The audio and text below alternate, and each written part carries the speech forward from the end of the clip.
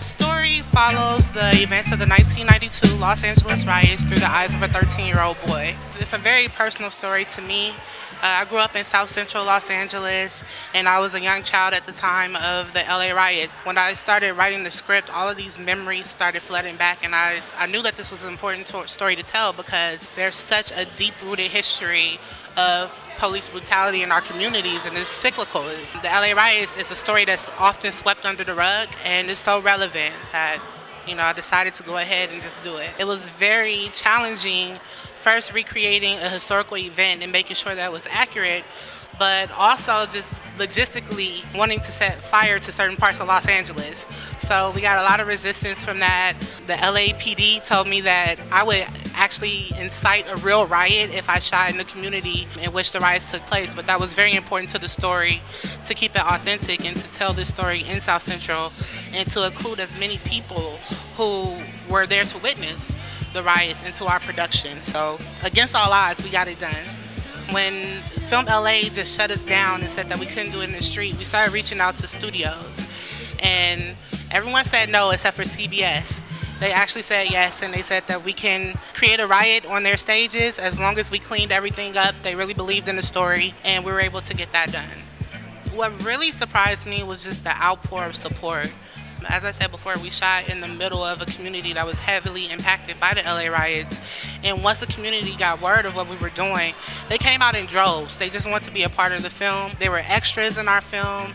They were observers. They came and they told their stories, and they actively participated.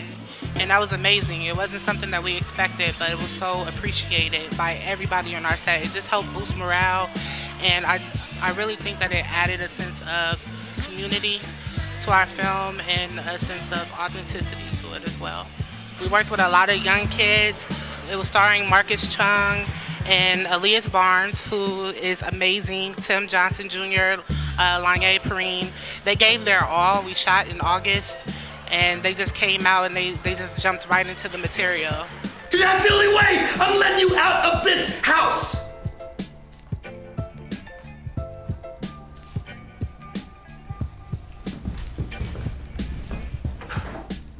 I think that this film helped me grow tremendously as a filmmaker.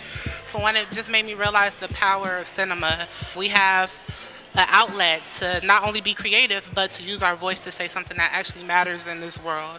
And I'll always remember that and just keep that in mind, that what I say it has ears, it has legs, it has a voice, and it's gonna reach somebody. So if you're gonna use this outlet, then use it to say something of importance and something that hopefully people will learn from. We have just received news that 3 of the officers involved in the Rodney King trial have been found not guilty. Not guilty. The jury has failed to reach a verdict for the 4th officer. Police Chief Daryl Gates has ordered all officers out of the area. At this time, we do not know if the fires have spread to the residential areas of Los Angeles. On the strictly filmmaking side, just in terms of being an independent filmmaker and having a budget and having to do the best that you can with what you have, we just learned how to do it.